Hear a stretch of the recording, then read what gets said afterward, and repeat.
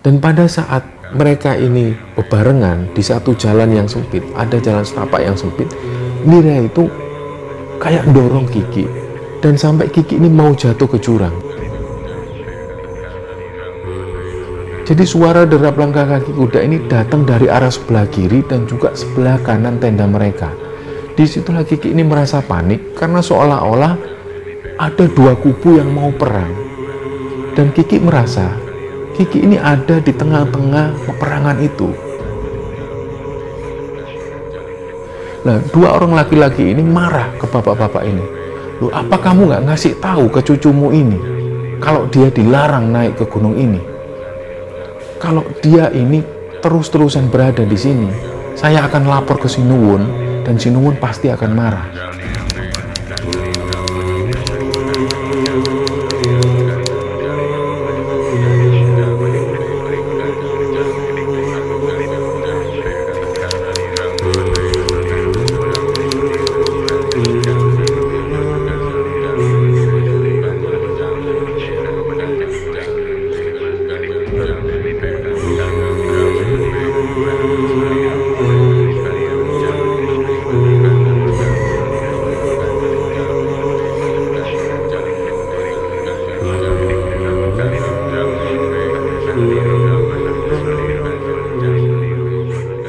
Bismillahirrahmanirrahim. Assalamualaikum warahmatullahi wabarakatuh. Sobat Kembara Sunyi dimanapun berada, pada kesempatan kali ini kami akan bercerita tentang sebuah kisah pendakian yang dialami oleh Sobat Kembara yang bernama Joni. Sebelum kita masuk ke ceritanya, untuk teman-teman yang nonton tayangan ini dan belum subscribe, jangan lupa untuk subscribe lebih dulu agar channel Kembara Sunyi ini lebih berkembang lagi dan kami lebih bersemangat lagi dalam membuat konten-konten terbaru di Kembara Sunyi. Dan untuk teman-teman yang mendukung kami sejauh ini, kami ucapkan terima kasih banyak. Semoga amal kebaikan teman-teman dibalas kebaikan berlipat oleh Allah Subhanahu wa Ta'ala.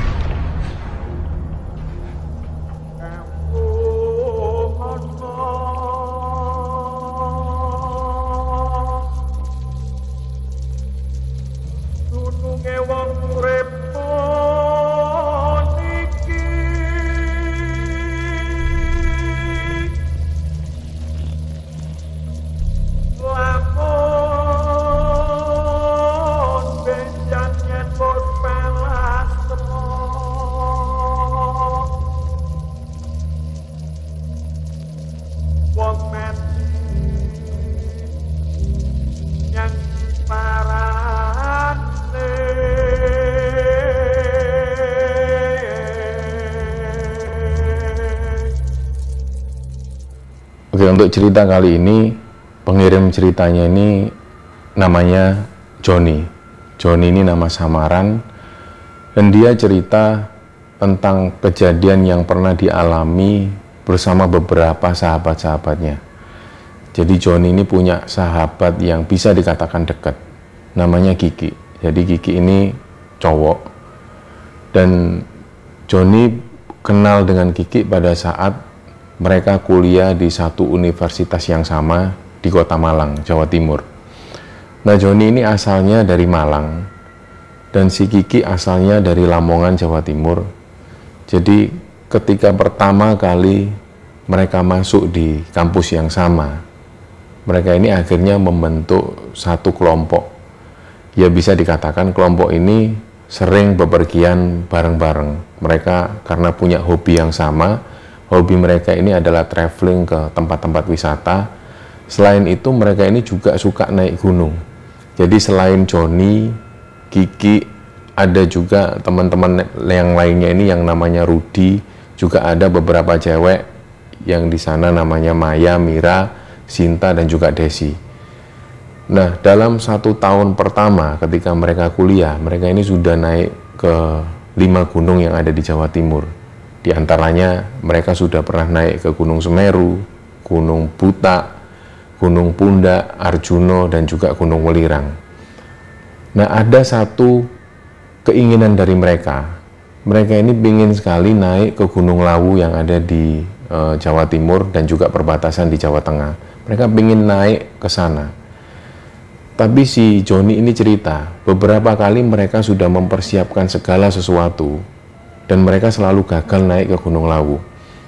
Di tahun 2014 itu mereka sudah merencanakan untuk mendaki ke Gunung Lawu. Jadi semua persiapan ini sudah dipersiapkan, logistik dan juga peralatan sudah dipersiapkan dengan lengkap semua.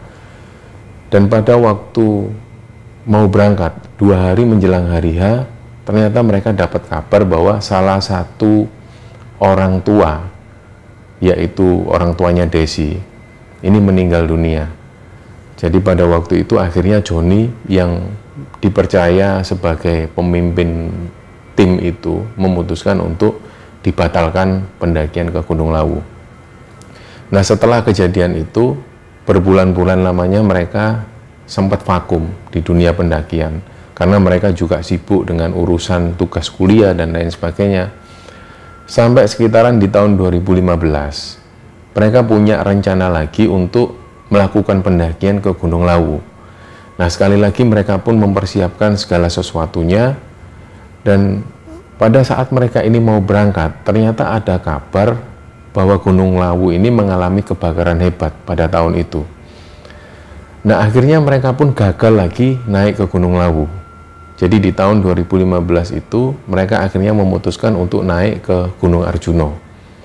Nah, setelah kejadian itu, di tahun 2016, mereka masih penasaran dengan Gunung Lawu ini.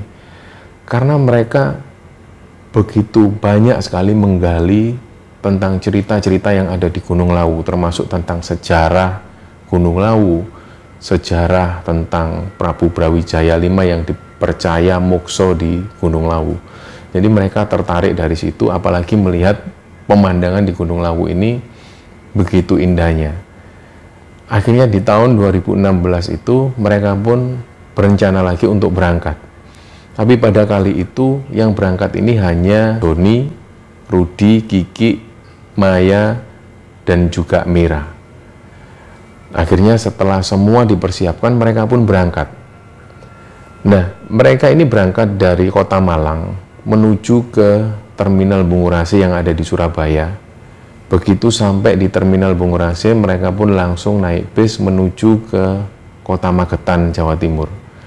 Nah, di sana mereka berencana ketika nanti sampai di Kota Magetan, mereka akan charter mobil atau mungkin bisa naik angkutan umum. Jadi waktu itu mereka belum siap. Nanti ketika sampai di Magetan ini mereka naik apa, yang penting sampai Magetan lebih dulu. Singkat cerita, mereka sampai di Terminal Mospati yang ada di sekitaran Magetan itu sekitar jam 3 dini hari. Begitu sampai di sana, ada satu sopir yang langsung menghampiri rombongan mereka. Mereka tanya, mau kemana? Mau ke Gunung Lawu atau mau ke Sarangan? Lah si Joni ini menjawab, kami mau naik ke Gunung Lawu, Pak, tapi mau lewat Candi Ceto. Oh, itu ongkosnya sekitar 500.000, Mas. Jadi sampai semua ini tinggal terima beres, semua barang diangkut, nanti kami antar sampai di pos yang ada di Candi Ceto.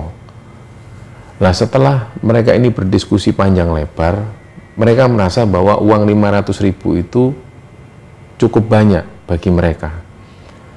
Tapi karena si sopir ini ngotot, yang punya angkutan ini ngotot, biasanya sopir ini mengaku kalau dari Terminal Mospati menuju ke Candi Ceto, mereka nggak pernah menarik harga 500.000, tapi pasti lebih dari itu. Nah, tarif 500.000 ini diperuntukkan perjalanan dari Terminal Mospati menuju ke Cemoro Sewu atau Cemoro Kandang. Sedangkan untuk menuju ke Candi Ceto ini masih sangat jauh perjalanannya. Jadi setelah diberi penjelasan oleh Pak sopir ini, mereka pun akhirnya setuju dengan uang 500.000, mereka bayar. Dan setelah adzan subuh itu, karena ada beberapa teman yang masih sholat subuh, barulah mereka berangkat setelah sholat subuh. Nah, perjalanan ini pun dimulai sampai sekitar hampir jam 8 pagi, mereka sampai di Candi Ceto. Nah, begitu sampai di sana, ada beberapa hal yang membuat Joni ini memandang ke arah Kiki itu dengan agak curiga. Karena si Kiki ini posisinya diem terus. Dari awal keberangkatan, si Kiki ini diem. Akhirnya mumpung nunggu pos yang ada di Candi Cetok ini buka, selain nunggu itu mereka ini sarapan. Jadi sambil sarapan, Joni tanya ke Kiki ini, "Ki, kamu kok tumben nggak kayak biasanya, kok diem terus, kenapa?" Lah awalnya Kiki itu kayak mengalihkan pembicaraan. Mereka sarapan, nggak lama kemudian si Joni ini masih penasaran. Karena Joni tahu betul, Kiki ini nggak kayak gini karakter orangnya. Kenapa kok pada saat pendakian kali ini kok diem? Nah, mulailah si Kiki ini ngajak Joni ngerokok di depan. Jadi setelah makan itu, si Joni ini diajak Kiki keluar. Dia keluar menjauhi teman-temannya itu, barulah di situ si Kiki ini cerita. Nah, dari sinilah mulai Joni ini tahu semua tentang Kiki. Jadi Kiki ini ternyata sebelum berangkat, dia sempat izin ke orang tuanya yang ada di Lamongan. Dan pada waktu si Kiki ini izin ke bapaknya, di belakang suara telepon itu ada suara neneknya yang tiba-tiba pengen ngomong sama Kiki. Karena pada waktu itu ternyata neneknya ini dengar pembicaraan dari ayahnya bahwa Kiki mau naik ke Gunung Lawu. Langsunglah neneknya ini ngomong ke Kiki, "Le, serius kamu mau ke Gunung Lawu?" "Nggih, Mbah, mau ke Gunung Lawu." "Mbah wis nyampe lo ya nang kue. Mbah sudah bilang bahwa kamu boleh naik ke gunung manapun, asalkan jangan ke Gunung Lawu. Tapi ya sudah, kembali ke kamu. Kamu juga pernah bilang ke Mbah kalau kamu nggak percaya itu." Nah, kenapa Kiki ngomong seperti itu? Atau kenapa juga neneknya ini ngomong hal itu? Kenapa Kiki tidak diperbolehkan naik ke Gunung Lawu? Ternyata neneknya ini pernah cerita ke Kiki bahwa dari buyut-buyutnya neneknya ini, dari semua keturunannya, ini mereka percaya bahwa mereka dilarang naik ke Gunung Lawu. Karena neneknya Kiki ini termasuk masih keturunan dari Adipati Cepu. Ya, kita tahu teman-teman bahwa masih ada mitos-mitos yang berkembang, yang beredar di masyarakat bahwa keturunan dari Adipati Cepu ini tidak diperbolehkan naik ke Gunung Lawu. Hal ini dikarenakan ada sumpah dari Prabu Brawijaya V yang berkata bahwa semua keturunan dari Adipati Cepu ini dilarang naik ke Gunung Lawu kalau nggak mau celaka. Nah, inilah yang dipercaya oleh keluarga Kiki, terutama neneknya. Tapi pada saat itu, ketika pertama kali Kiki mendengar tentang hal ini, Kiki sempat bilang ke neneknya dan juga ke orang tuanya bahwa Kiki ini menganggap hal itu sebagai mitos belaka. Jadi dia nggak terlalu percaya 100% tentang anggapan orang-orang atau kepercayaan itu.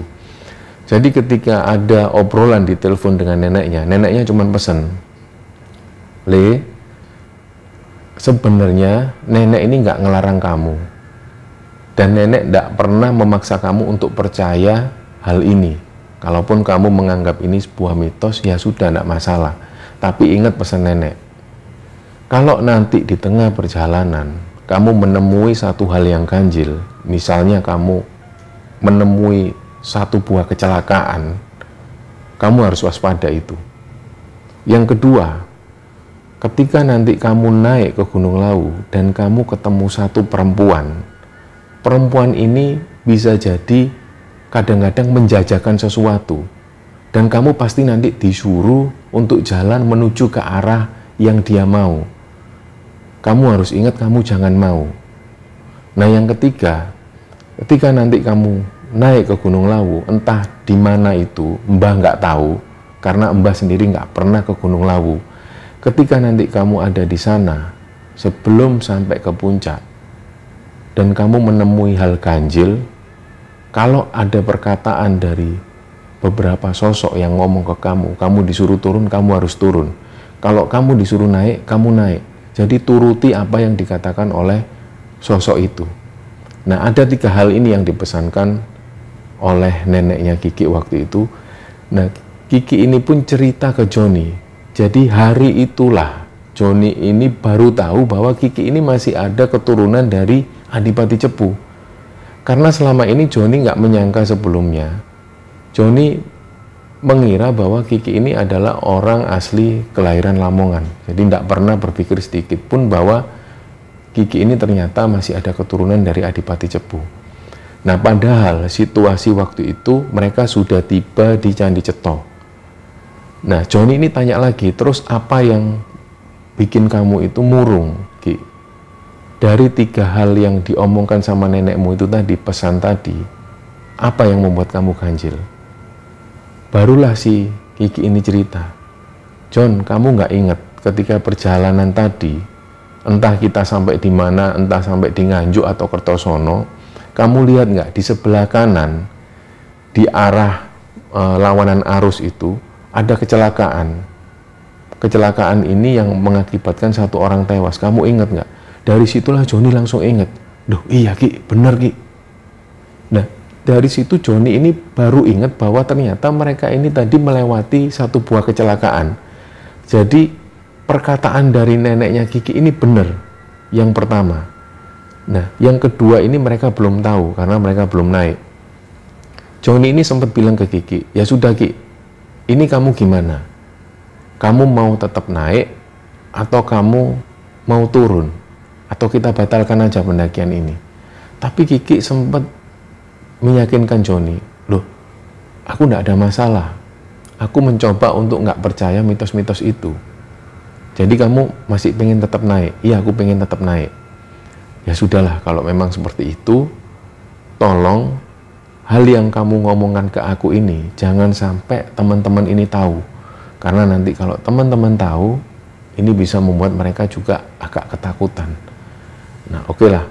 Mereka pun balik lagi ke tempat makan itu, dan setelah ngobrol sebentar, mereka langsung registrasi. Setelah registrasi sebentar, mereka sempat foto-foto beberapa kali, barulah mereka naik. Nah, sesampainya di Candi Ketek, si Mira itu sempat ngelihat ke arah kanan dan memandangi ke arah Candi Ketek itu lama sekali. Nah, sedangkan sosok Mira ini adalah sosok yang bisa dikatakan orangnya agak penakut. Jadi Mira ini beberapa kali juga ikut pendakian bersama Joni dan Kiki, dan Mira ini terkenal orangnya atau karakter orangnya itu agak penakut. Jadi pada saat teman-teman ngelihat Mira memandang ke arah Candi Ketek dengan waktu yang agak lama, teman-teman ini juga merasa aneh. Ini Mira kok kayak gini, Mi, kamu kenapa Mi kok lihat ke arah sana? Nggak apa-apa. Ya sudah, yuk jalan yuk. Jalanlah mereka. Nah, si Joni ini karena dia ketua tim, dia memastikan bahwa masing-masing dari anggotanya ini nggak mengalami satu kendala apapun. Jadi ketika perjalanan menuju ke pos 1 itu, si Joni ini melihat apa yang dilakukan oleh Mira itu sangat di luar kebiasaan Mira. Jadi biasanya Mira itu orangnya aktif, tapi pada saat itu Mira ini jalan seperti malas-malesan. Nah, sempat Joni ini tanya ke Mira, Mi, sehat? Sehat kok, santai. Oh ya udah, kok soalnya nggak kayak biasanya. Enggak kok, biasa kok. Jalanlah mereka sampai di pos 1, barulah si Maya ini cerita ke Joni. John, tadi waktu di musola Mospati terminal itu, si Mira nggak sholat. Ternyata begitu tak tanya, si Mira ini lagi mens. Loh, kok nggak bilang? Si Joni bilang seperti itu. Iya, taunya aku juga pas waktu di terminal Mospati. Cobalah kamu tanya. Akhirnya Joni ini memastikan ke Mira, Mi, bener kamu lagi mens? Iya, aku juga baru taunya hari ini aku mens. Emangnya kenapa? Ada masalah nggak? Nggak masalah sih, cuman yang dikhawatirkan oleh Joni waktu itu, orang yang dengan posisi mens ini selalu labil. Nah, menurut pemahaman Joni seperti itu, dan mungkin pemahaman Joni waktu itu, orang yang posisi mens ini selalu fisiknya juga terganggu. Nah, makanya Joni melihat Mira ini lemes dan males-malesan. Jadi waktu itu Joni sempat bilang ke Mira, Mi, kalau memang kamu ada kendala atau memang kamu capek, kita berhenti dulu aja, nggak apa-apa. Iya, nggak apa-apa, nanti aku bilang. Nah, jadi mereka pun lanjut menuju ke pos 2. Nah, dalam perjalanan dari pos 1 menuju ke pos 2, ini suasana gerimis. Tapi mereka tetap lanjut jalan karena intensitas hujan ini nggak terlalu deras. Jadi mereka tetap jalan, dan begitu sampai di pos 2, mereka pun istirahat. Jadi pada waktu sampai di pos 2 ini, mereka belum ketemu rombongan pendaki satupun. Nah, pada saat mereka berhenti di pos 2 itulah Joni bilang, ayo kita masak dulu aja, kita belum makan soalnya. Nah, si Kiki ngeluarin beberapa bahan-bahan untuk masak. Waktu itu Joni tanya, masak apa Ki? Karena seperti biasa yang bagian masak ini selalu Kiki. Meskipun Kiki ini cowok, tapi dia selalu ditugaskan di posisi konsumsi karena Kiki ini masakannya terbilang enak. Dan waktu itu mulailah Kiki ini masak, dia mulai ngiris-ngiris sesuatu, bawang putih, wortel, dan lain sebagainya. Dan teman-teman yang lain ini istirahat, ada juga yang ngobrol, si cowok-cowok ini santai ngerokok. Sedangkan waktu itu Mira ini duduk sendirian di bawah pohon besar. Jadi di pos 2 itu ada satu pohon besar, si Mira ini duduk sendirian sambil memandangi di sekelilingnya. Nah, karena Joni yang menangkap keanehan itu, Joni pun deketin Mira. Mi, kamu kenapa? Gak apa-apa, cuman aku ngerasa agak dingin. Ya udah sana, deket sama Kiki sana, deket kompor supaya anget. Dan kamu pakai jaket. Iyalah, aku tak deket sama Kiki sambil bantu-bantu. Akhirnya Mira ini pun pakai jaket, dia deketin Kiki. Dia ngeliatin Kiki sambil posisinya seperti ini. Dia ngeliat terus. Karena mereka ini semua tahu bahwa si Mira ini posisinya lagi mens dan dia badannya agak lemes. Jadi teman-temannya membiarkan, termasuk si Kiki ini. Jadi sambil Mira ngeliatin Kiki, Kiki ini terus lanjut iris wortel itu. Nah, di tengah-tengah Kiki ini ngiris wortel, tiba-tiba sekelebatan Kiki itu ngelihat wajah Mira ini berubah. Jadi nggak seperti Mira, jadi kayak seolah-olah mirip wajah orang lain. Tapi Kiki coba mengalihkan pandangannya dan dia coba fokus ngiris wortel. Nah, pada waktu itu tiba-tiba Mira ini bilang ke Kiki, pisaumu kurang tajam itu. Hah? Enggak kok tajam. Coba sini. Akhirnya Mira ini ambil pisau itu dan langsung Mira ini ngiris jarinya sendiri. Tuh kan, nggak tajam kan? Ternyata Kiki itu ngelihat ketika Mira ini ngiris jarinya, pisau itu tiba-tiba nggak tajam. Langsung seketika itu Kiki ini heran karena yang dilihat Kiki waktu itu wajah Mira ini berubah. Jadi nggak seperti wajahnya Mira. Kadang-kadang berubah seperti perempuan tua, kadang kembali ke wajahnya Mira. Di situ Kiki ini agak heran. Dan waktu itu si Mira ini langsung nyerahkan pisau ke Kiki. Dia bilang, coba kamu iris jarimu. Pasti nggak tajam kan? Ah enggak ah, ngapain, katanya Kiki seperti itu. Dia ngiris wortel lagi, ternyata pisau itu tiba-tiba nggak tajam lagi. Terus Mira ini bilang sekali lagi, coba kamu iris jarimu, coba kamu iris. Nah, waktu itu Kiki ini nggak tahu kenapa, kok tiba-tiba nurut sama omongannya Mira. Jadi Kiki itu ngerasa seperti dihipnotis, dan langsunglah Kiki ini ngiris jarinya sendiri dan langsung keluar darah. Lah, si Joni yang melihat kejadian itu langsung teriak ke Kiki, loh Ki, ngapain kamu Ki? Barulah Kiki ini sadar, dia loh ngapain aku ngiris jariku. Jadi waktu itu Kiki ngelihat jarinya ini hampir putus dengan pisau yang diiris sendiri ke jarinya. Lah teman-teman yang melihat itu agak ngeri dan langsung Kiki ngelihat ke arah Mira. Wajah Mira ini kembali seperti semula, nggak seperti sebelum yang waktu dilihat Kiki wajahnya berubah seperti orang lain. Nah, sambil langsung teman-temannya ini ngambil P3K, dibungkuslah jari Kiki yang berdarah itu, akhirnya Kiki ini disuruh istirahat. Nah, pada waktu Joni ini tanya ke Kiki, Ki, kamu tadi ngapain kok ngiris jarimu sendiri? Ternyata Mira itu noleh ke arah mereka. Jadi pada saat itu, Kiki ini merasa kalau seolah-olah Mira ini mengirimkan isyarat bahwa Kiki ini disuruh diem. Akhirnya Kiki pun diem. Jadi dia ini seolah terhipnotis oleh pandangan Mira itu. Dan Kiki sudah merasa bahwa Mira ini ada yang aneh. Karena nggak seperti biasanya Mira ini seperti ini. Nah, dari kejadian itu akhirnya Kiki ini mengambil posisi yang paling belakang. Dia jalan yang paling belakang karena dia nggak mau deket dengan Mira. Nah, Mira ini jalan pelan. Akhirnya Joni bilang ke Kiki, Ki, kamu ngapain ke belakang? Kamu agak depan sini. Kiki bilang lagi ke Joni, udah nggak apa-apa, aku di belakang aja Jon. Aku pengen jalan di belakang sambil foto-foto. Oke lah kalau gitu. Mereka jalan lagi menuju ke pos 3.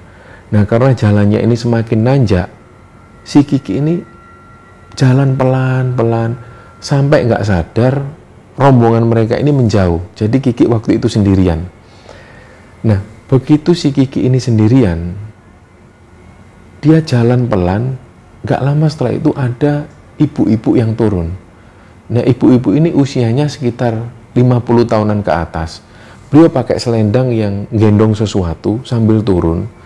Tapi waktu itu Kiki ini nggak tahu apa yang dibawa oleh ibu-ibu ini. Nah, awalnya Kiki mengira bahwa ibu-ibu ini orang yang jualan di warung atas. Jadi dia nggak curiga sama sekali. Dan ketika ibu-ibu ini mendekat, si ibu-ibu ini tanya ke Kiki, "Badetan pundi mas? Mau kemana?" "Oh mau naik bu, itu teman-teman saya di depan." "Loh, lawang teman-temannya belok ke arah sana kok mas." Lah pada waktu itu Kiki ini sama sekali nggak inget nasihat dari neneknya, bahwa ketika nanti ketemu perempuan dan dia mengarahkan jalan, kamu jangan mau. Jadi sama sekali Kiki nggak mengira bahwa perempuan inilah yang dimaksud oleh neneknya. Karena neneknya sempat bilang perempuan ini menjajakan sesuatu, sedangkan ibu-ibu ini sama sekali nggak menjajakan sesuatu. Nah, begitu Kiki ini mau belok ke arah kiri, Kiki mulai merasa curiga. Dia noleh ke belakang. Ternyata perempuan atau ibu-ibu yang dilihat tadi, yang bahkan sempat ngomong sama Kiki, ternyata sudah nggak ada. Dan di belakang ini kabut sudah mulai tebal. Kiki melihat ke arah depan, teman-temannya ini sudah jauh sekali, bahkan sudah nggak terlihat oleh pandangannya Kiki. Disitulah Kiki baru sadar, mungkin ibu-ibu ini yang dimaksud nenekku. Nah, Kiki pun jalan sekali lagi. Sampai di pos 3, Kiki pun ketemu dengan teman-temannya. Nah, pada waktu sampai di pos 3 ini, posisinya sudah sekitar jam 5 sore, dan ada usulan dari Joni, kita ngecamp di sini, karena di sini juga ada air, jadi kita sambil istirahat supaya besok pagi kita lanjutkan perjalanan. Mereka pun setuju, akhirnya mereka mendirikan tenda di pos 3. Nah, malam itu dilalui dengan normal, jadi nggak ada gangguan apapun. Di pagi harinya mereka pun mulai melanjutkan perjalanan. Nah, dari pos 3 menuju ke pos 4 ini, si Mira ini semakin menunjukkan gelagat yang aneh. Dia lemes badannya.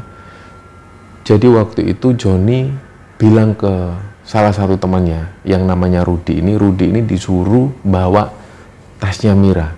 Karena Mira benar-benar kondisi fisiknya sudah melemah. Waktu itu Joni sempat tanya dan memastikan lagi ke Mira, "Mi, kita nggak usah lanjutkan perjalanan. Kamu di sini sama Rudi di pos 3. Jadi biar aku yang temenin teman-teman yang mau ke puncak." Tapi waktu itu Mira ini meyakinkan ke Joni bahwa dia masih kuat, dia masih pengen naik. Nah, jadi tas Mira ini dibawakan oleh Rudi dan mereka pun lanjut jalan. Ketika sampai di pos 4, tiba-tiba Mira itu menundukkan kepalanya dan dia langsung menunduk terus.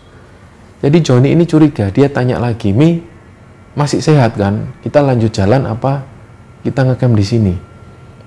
Terus tiba-tiba Mira itu ngelihat satu persatu wajah teman-temannya ini. Nah, waktu itu Joni sudah mulai merasa ada yang nggak beres dengan Mira. Tiba-tiba Mira menundukkan kepala lagi, dan setelah itu dia langsung berdiri. Dia langsung berdiri ngambil tas, "Ayo berangkat." "Loh, berangkat sekarang Mi? Ayo berangkat." Akhirnya teman-teman langsung semangat, mereka pun berangkat lagi. Nah, dari situlah Joni melihat Mira ini nggak seperti Mira seperti biasanya. Jadi dia jalan tegap. Mira ini jalan seperti layaknya cowok. Dia jalan tegap dan sama sekali nggak berhenti. Jadi semua orang yang ada di belakang, karena Mira jalan di depan sendiri, semua orang ini merasa kok Mira ini kok kayak gini jalannya, benar-benar tegap. Nah, ada satu persimpangan. Waktu itu Mira ini berhenti, dia noleh ke arah teman-temannya. Dan teman-temannya termasuk si Joni ini melihat wajah Mira itu berubah. Jadi kejadian ini persis seperti apa yang dilihat Kiki. Ketika Joni ngelihat wajah Mira ini berubah, Joni sudah mulai curiga, jangan-jangan Mira ini diikuti sesuatu. Nah, ketika Mira ini noleh, akhirnya Mira ini menghampiri teman-temannya. Kok pada lambat ini kenapa? Ya Mi, kita ini capek Mi. Kok kamu kuat banget, padahal tadi kamu ngakunya lemes. Lah ngapain? Aku nggak pernah lemes kok. Loh, kamu ini gimana? Wong tadi dari bawah itu kamu lemes, kok tiba-tiba dia ini seperti orang yang kuat banget. Jadi teman-temannya ini juga agak heran. Nah setelah itu akhirnya Mira nyuruh teman-temannya ini jalan. Jadi kayak Mira itu kayak mengomando teman-temannya. Ayo kamu jalan duluan, kamu jalan duluan.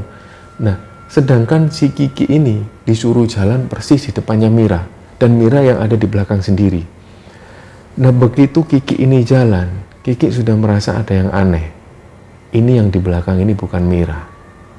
Tapi Kiki waktu itu tetap diam, dia jalan. Nah di tengah perjalanan, tiba-tiba Mira ini kayak mau nyalip. Jadi Mira ini kayak mau mendahului si Kiki, dan Kiki ini kayak ngasih jalan. Tapi begitu Kiki ngasih jalan, Mira ini mundur lagi. Jadi Kiki itu sempat bingung, tapi Kiki ini diem. Kiki pun jalan lagi, dan Mira langsung kayak mau mendahului. Dan pada saat mereka ini bebarengan di satu jalan yang sempit, ada jalan setapak yang sempit, Mira itu kayak dorong Kiki, dan sampai Kiki ini mau jatuh ke jurang. Disitulah Kiki ini langsung teriak ke teman-temannya, "Woi, tolong!" Nah, sedangkan Mira ini langsung jalan seolah nggak terjadi apa-apa. Jadi ketika Joni ngelihat bahwa Kiki ini terjatuh, langsung Joni ini cepet-cepetan naruh tasnya dan bantu si Kiki ini untuk naik lagi. Nah untungnya waktu itu jurang ini nggak terlalu dalam, tapi Kiki ini sempat terjatuh. Nah ketika melihat kejadian itu, Kiki ini sempat ngelihat sekilas, Mira itu senyum, dan senyumnya itu kayak benar-benar puas. Jadi senyum ke Kiki itu kayak, terus Mira ini jalan lagi. Disitulah yang diingat oleh Kiki, si Mira ini sempat senyum ke si Kiki, padahal Kiki ini jatuh hampir masuk ke jurang yang dalam. Nah begitu Kiki ini bangun lagi, mereka lanjut perjalanan. Tiba-tiba Mira ini diem. Mereka sampai di bulak peperangan. Padahal waktu itu masih sekitar jam 2 siang. Tapi Mira bilang ke teman-temannya, "Hei, kita dirikan tenda di sini. Kita nggak usah lanjutkan perjalanan." Nah karena awalnya mereka mengira bahwa Mira ini yang paling lemes, yang paling ada gangguan di fisiknya. Jadi teman-teman yang lain ini nurutin Mira. "Oh ya udah Mi, kita istirahat di sini aja." Mulailah mereka ini mendirikan tenda di bulak peperangan itu. Sampai sore hari dan sampai malam itu mereka bermalam di sana. Jadi ada 2 tenda yang dibangun. Mira dan Maya ini tidur di satu tenda, dan teman-teman yang laki-laki ini tidur di satu tenda. Nah pada saat itu tiba-tiba Kiki ini duduk. Dan si Kiki itu manggil Joni, "John, John, kenapa Ki? Kamu kok belum tidur? John, kok ada suara kuda, John?" "Nggak ada." "Itu loh John, loh John, John semakin kenceng John suaranya John. John ini mau nabrak tenda kita John." Jadi derap langkah kuda ini didengar keras oleh Kiki dari arah kanan dan juga dari arah kiri. Jadi Kiki bilang ke Joni, "John, John, ayo John, keluar tenda John, keluar tenda John. Kudanya mau nabrak ke sini John. Kudanya banyak John, kudanya banyak." Waktu itu Rudi ini juga bangun, "Loh Kiki ini kenapa?" Jadi Kiki ini buka tenda dan dia lari. Dan waktu itu Kiki belum sempat pakai sepatu, dia belum sempat ngapa-ngapain. Kiki langsung lari keluar tenda. Begitu Joni ini keluar dari tenda, ternyata Kiki ini sudah nggak terlihat lagi dari pandangan Joni. Yang diingat oleh Joni, Kiki ini lari ke arah depan tenda. Langsunglah mereka cari. Tapi yang ada di pikiran Joni waktu itu, padahal si Kiki ini baru keluar. Tapi kenapa begitu Joni ini keluar tenda, Kiki ini sudah nggak terlihat lagi. Lah di sana nih ada beberapa tenda, dan beberapa di antaranya siang tadi ini mereka sudah berkenalan. Jadi rombongan yang ada di bulak peperangan yang juga ngecamp di sana ini rombongan mahasiswa dari Jogja. Nah dari situlah Joni ini sempat membangunkan teman-teman yang dari Jogja itu. Begitu mereka bangun, Langsunglah Joni ini mengungkapkan bahwa temennya ada yang lari ke sana. Jadi mereka minta tolong, Joni minta tolong ke teman-teman yang ada di situ, teman-teman dari Jogja itu untuk ikut nyari. Jadi langsunglah ada 3 orang cowok ini yang bangun, langsung ikut nyari. Jadi selama mereka jalan nyari Kiki itu, ada teman-teman dari Jogja itu yang tanya, loh mas tadi itu kronologisnya gimana? Nggak tahu mas, temanku tadi ini tiba-tiba denger banyak suara derap langkah kaki kuda. Dan temanku ini ngerasa kalau kuda-kuda ini mau nabrak tenda kami. Makanya dari situ temanku ini lari ketakutan. Dicarilah sambil mereka ini meneriakkan nama Kiki. Ki, kamu di mana Ki? Di tengah kegelapan malam dan suasana di Bulak Peperangan ini kabut tebal sekali dan suasana dingin sekali waktu itu. Jadi Joni ini sesekali dia itu menahan rasa dingin. Dia sempat bilang ke Rudi, Rud, aku nggak kuat Rud, dingin Rud. Aku nggak bisa bayangin Kiki ini gimana.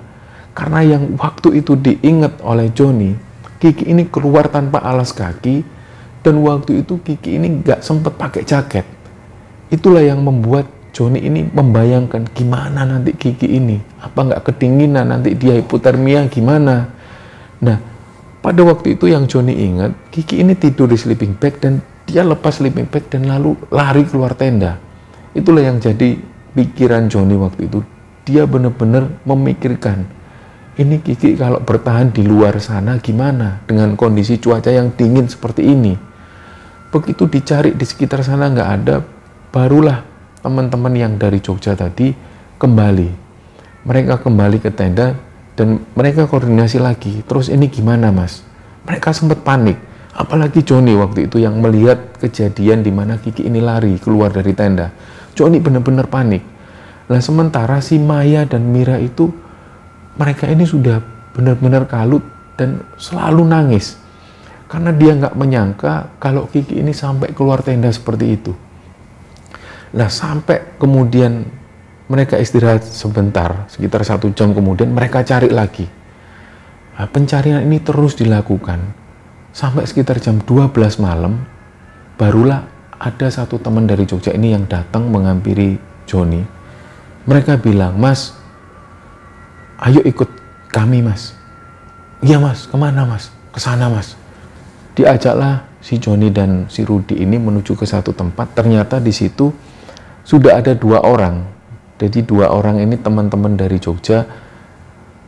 Mereka ini duduk persis di sebelah batu besar yang ada di Bulak Peperangan itu. Mereka itu kayak diem dan kayak bertapa.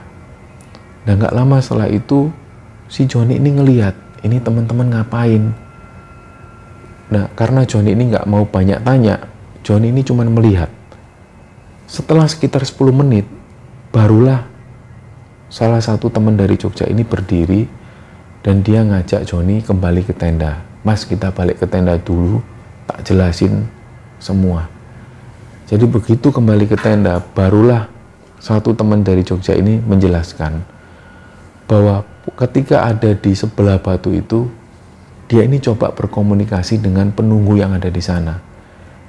Karena mereka ini yakin bahwa Kiki ini sembunyi atau disembunyikan di sekitar area sana. Nah, yang terjadi dengan Kiki ini sudah masuk ke alam lain. Nah, inilah yang diyakini oleh teman-teman dari Jogja itu, bahwa Kiki ini sudah disembunyikan ke alam lain oleh penunggu yang ada di sana. Nah, dari situ Joni ini sempat bilang sekali lagi, terus ini gimana mas? Kami ini harus gimana? Sudah mas, ditunggu aja. Nanti ketika hari sudah mulai terang, kita cari lagi. Kalau memang nanti terang, si teman sampean ini belum ketemu, kita turun, kita lapor ke base camp. Ya sudah mas, ditunggulah. Jadi semua ini nggak bisa tidur. Akhirnya mereka ngobrol. Nah nggak lama kemudian, tiba-tiba ada satu orang rombongan dari Jogja ini yang tiba-tiba langsung dia itu matanya terbelalak dan langsung bilang ke Joni, mas tunggu sini sebentar ya. Dia ngajak satu temennya, ayo ikut aku. Dia langsung lari, entah dia ini lari kemana, tapi yang jelas arahnya menuju ke batu yang ada di Bulak Peperangan tadi. Nah, sekitar setengah jam kemudian, tiba-tiba 2 orang dari Jogja ini datang dan di tengah-tengah mereka ini sudah bopong Kiki. Jadi Kiki ini posisinya badannya lemes dipopong. Dari situlah langsung Joni ini lari meluk Kiki. Ki, kamu dari mana aja Ki? Sedangkan Kiki ini posisinya kayak orang linglung. Nah begitu Kiki ini langsung dimasukkan ke tenda, dia masuk ke sleeping bag, diberi minyak kayu putih. Dan waktu itu Kiki ini belum bisa ditanya lebih lanjut. Nah teman-teman dari Jogja ini bilang, Mas, sudah Mas, biarin istirahat dulu. Biarin dia tenang dulu. Kalau mau tanya-tanya besok aja. Saran saya besok pagi langsung bawa anak ini turun. Nah akhirnya pagi harinya setelah mereka ini bikin sarapan, Kiki ini masih lemes. Kiki masih lemes dan setelah sarapan itu mereka packing dan langsung melanjutkan turun ke bawah. Nah selama perjalanan turun itu, Mira ini raut wajahnya tiba-tiba berubah seperti orang yang benar-benar marah. Nggak tahu marah sama siapa, tapi sepanjang perjalanan turun, Mira ini menampakkan wajah yang marah, seolah-olah dia nggak suka karena diajak turun, dia nggak suka karena berkali-kali Mira bilang dia pengen muncak. Sampai pada saat itu di Bulak Peperangan, ketika pagi hari mereka mau turun, si Joni ini sempat marah ke Mira. Kamu itu nggak punya sopan santun kamu, Mi. Sudah tahu teman kita si Kiki ini kondisinya kayak gini, kamu masih pengen naik ke puncak. Kamu tahu diri, Mi. Tapi dalam hati kecil Joni ini mikir, kok Mira kok jadi kayak gini? Selama Joni ini kenal dengan Mira, Mira itu nggak pernah menunjukkan sikap seperti ini. Jadi yang buat Joni ini jengkel, dengan kondisi yang seperti itu, Kiki sudah hilang beberapa jam di malam itu dan situasi tegang. Ketika Kiki ini kembali ketemu, kenapa kok Mira ini masih tetap kuku ngajak ke puncak? Itulah yang membuat Joni marah. Akhirnya mau nggak mau mereka ini pun turun dan Mira ini jalan yang paling belakang.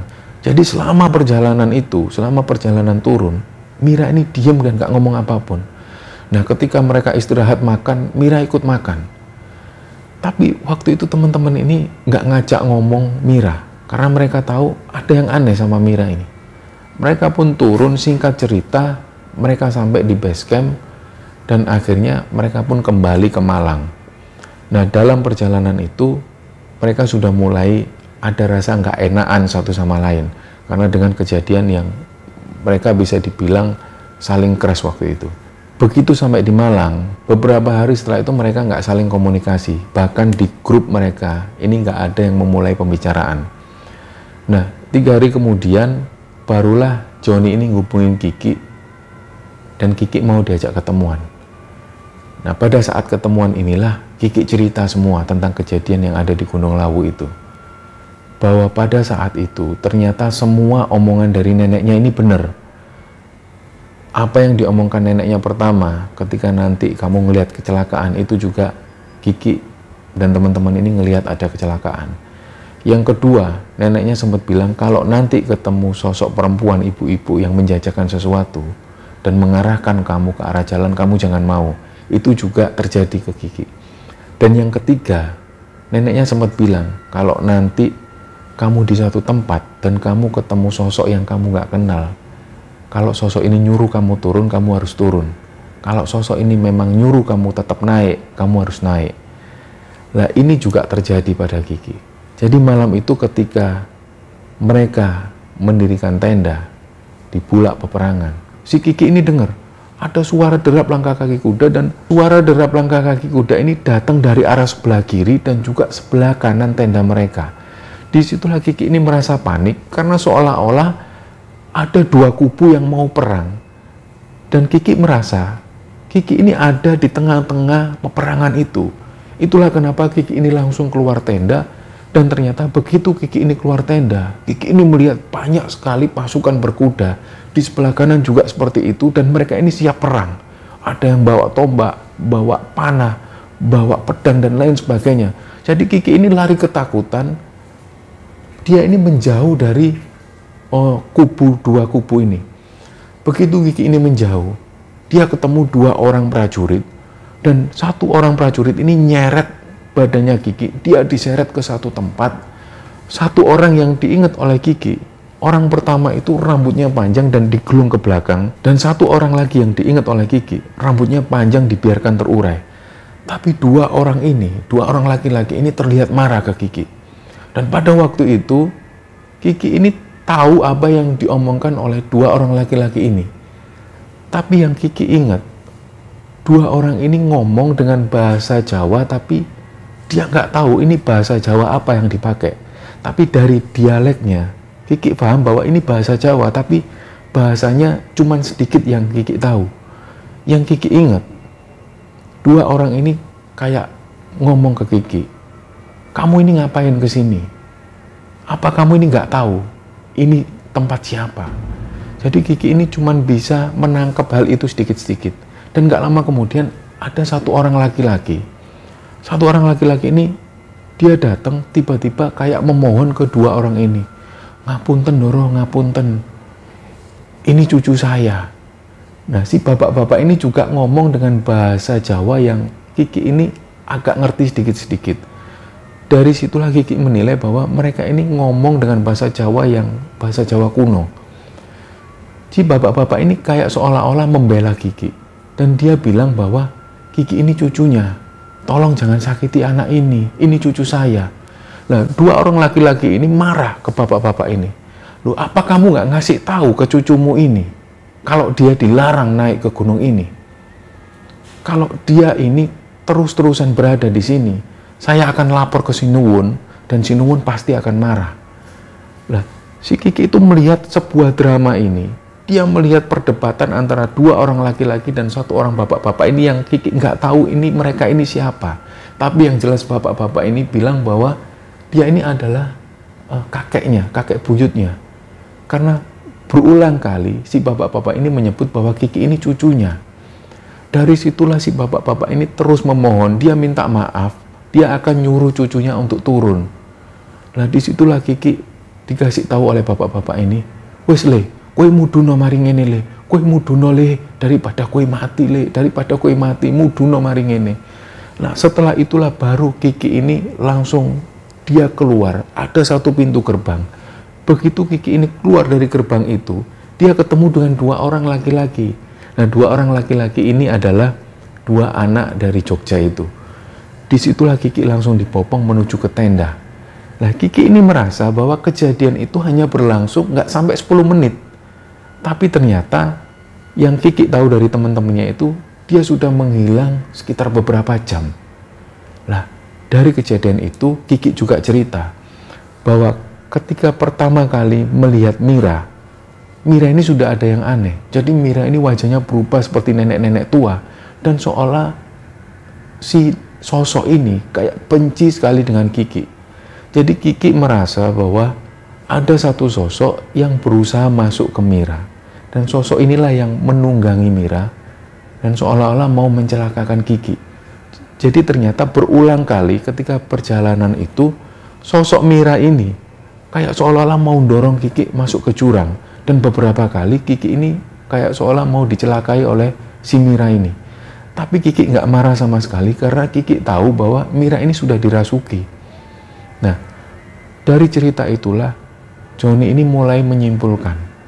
Berarti selama perjalanan dari bawah itu, si Mira ini sudah diikuti. Nah, ternyata beberapa hari setelah itu, Joni dan Kiki ini ketemu si Mira. Barulah Joni tanya ke Mira, gimana Mi? Sudah sehat? Mira bilang seperti biasa, sudah. Waktu itu Joni ini coba tanya, gimana kamu bisa cerita nggak pengalaman ketika naik ke Gunung Lawu waktu itu sama teman-teman?